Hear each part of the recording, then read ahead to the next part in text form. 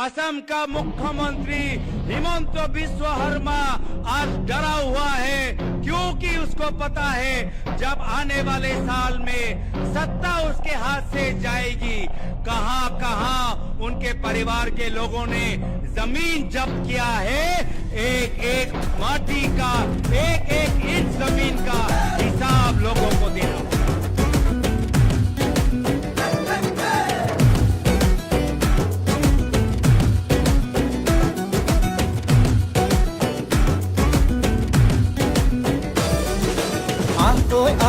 লগে ভাগে জাতিটো বচাবৰ সময় হ'ল, সহোদৰ ভাই মাই ভনী আই হাতে হাত ধৰি নো আগবাঢ়িব।